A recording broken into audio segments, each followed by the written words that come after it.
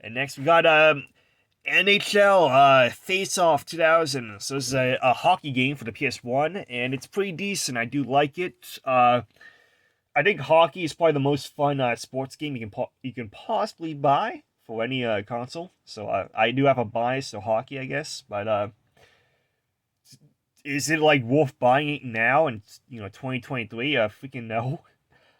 Just buy like the newest hockey game. So like if there's a hockey 2024 that came out recently, then buy that one. Don't buy this. But then again, Dreamcast hockey games, they hold up a lot. So yeah, maybe just buy the Dreamcast hockey games that came out. I think I bought 2 of them. But yeah. Moving on, I do think this game is good. I think it's like a 7 out of 10. But you know, just buy whatever hockey game you want. Just buy, if you have an Xbox, buy a hockey game for the Xbox. If you have a PS2, buy it for the PS2. Just, you don't have to buy this version of hockey just because I gave it a 7 out of 10. They all pretty much play the same, except for it has a little bit different, features and stuff, and all that stuff. But yeah, I do recommend the game if you do want it. Star Wars Episode 1, Jedi Power Battles. Again, I don't know why they did this, but they made like two PS1 Star Wars Episode 1 games. They made Phantom Menace, which is a one-to-one beat-for-beat adaptation of the movie for a video game. And then this one is another adaptation of the movie into a video game, but it's done very loosely based off of the movie. Now it's like an arcade hack and slash game. You can play as anyone you want. You can play as Obi-Wan, you can play as Kenobi, you can play as Mace Windu, you can play as all those other side characters that no one heard of, like Woot. I don't know what's her name. The one with the I think Ahsoka's in it. I'm not sure. I'm not positive, but I think Ahsoka's in it. I haven't played in a while, but this game is actually very, very hard and challenging. It's even more hard and challenging than what is it? Star Wars Episode 1 Phantom Menace with PS1.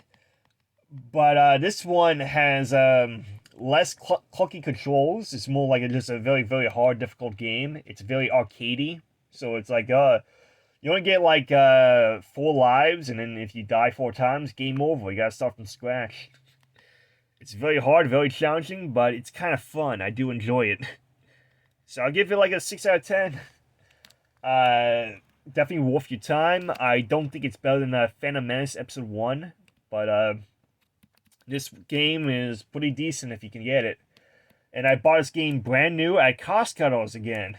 But I didn't buy this game. My mom bought it for me for Christmas. And the funny thing is, I'm not joking about this. She bought me both Phantom Menace Episode 1 for the PS1 and Star Wars Episode 1 Jedi Powers the same exact day for Christmas from Cost Cutters.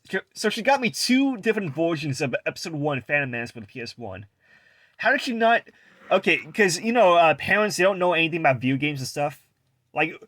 So why didn't she just assume that they're both the same exact game? I know they're not the same exact game. I know they're totally different games, but why didn't she just look at it and say like, Episode 1 Phantom Menace, Episode 1 Phantom Menace, they must both be the same game, so just buy one of them for my son, you know? Why didn't she think about it like that? Why didn't she just like go like, just buy one version of this game, Episode 1 Phantom Menace, just get that one, don't get the other one. But no, she bought me both versions of Episode 1 Phantom Menace. One which is actually based on the movie, and the other one's a loose adaptation of the movie that's turned into like an arcade hack and slash game like this one. But yeah, it's weird. I don't know why she bought me both at the same exact time for Christmas, but she did. But lucky for her, it's actually a totally different game. But anyway, freaking next. Let's move on. And nothing, completely nothing. Here's something. Need for Speed 2 for the PS1. This game is a very fun racing game where you can drive around as any car you want. From what decade is this from? Okay, it's from 1997. So any car that was popular back in 1997, you can drive in this game in Need for Speed 2. So yeah, it's a fun racing game. I do enjoy it. I give it like a 6 out of 10. There's not much to it. It's just a driving game where you drive from point A to point B. And yeah, it's decent. I like it. I like it a lot. I mean, I like it a lot enough to give it a 6 out of 10, not a 7 or 8, but still. Next, we got freaking Super Bubble Pop for the PS1. Super Bubble Pop is another game that I got for $1 at a Toys R Us during the liquidation sale. And I didn't buy this game. My mom, again, bought it for me, and I think she bought it for me for graduation, as a graduation present. And is it any good? Is it any fun? Yeah, it's a lot of fun. I do like Super Bubble Pop a lot. But it's one of those games where you only can play for like a 30-minute session and then give up, because there's not much to the game. It's not like a story. It's not like a level-to-level story-based platforming game or anything like that. This is a puzzle game, like like Tetris or like Bubble Bobble, I guess. Well, you have to match the color spears. So like you got like a whole collection of color spears. You got green spears, red spears, yellow spears, purple, I think. You get blue, etc., etc., and you gotta match them. And you gotta match them by shooting them at the spear and stacking up a pile of four different color spears. I mean, 4 of the same color spears. So you gotta stack 4 blue spears in order to kill the blue spear pile. You gotta to stack 4 green spears in order to kill the green spear pile. And you gotta, stack 4 yellow balls or spears and you can kill that pile. And there's also like, special power-ups you can use and knock them out. It's a very fun, relaxing game. The music in this game is freaking awesome. I love the music in this game. Definitely worth buying for like $1, but if you get it for $10, that's not too bad. There's not much to the game. It's just like a very basic arcadey puzzle game. So once you play this game for like 30 minutes, you pretty much played everything you can possibly do in the game. And yeah, it's very fun. I do recommend it. I give it like a 7 or 8 out of 10. But don't buy this game expecting it to be like a very long a long game that can keep your attention, because this is not a long game that can keep your attention. This is like a very relaxing, like play for 30 minutes and do something else kind of game. But it's very fun. But once you play this game for like more than 30 minutes, you pretty much did everything you possibly do in the game. And I'm not joking about that, but it's a fun game for like the first 30 minutes, and then you quit, and you go back to it, and it's fun again. But yeah, it's very relaxing. I do enjoy it. It's like a 7 or 8 out of 10. Maybe a 7. I'll just give it a 7. Call it a day. And next we got freaking Atari Anniversary Edition for the PS1. Again, another freaking cost cutters game that my mom probably only paid like $3 for this game, $5 for this game. And I got this game for Christmas, and so is this game worth it? Is it worth buying? I freaking know. This is like a arcade collection of Atari games, and all the arcade games you can just emulate on the PC. So you don't need this game anymore. This game's not even worth it at all. But it's fun. I do enjoy it. It has Centipede on it, and it's very fun. I do enjoy it. But just emulate the game. You can just emulate Centipede now on the PC. You don't need this anymore.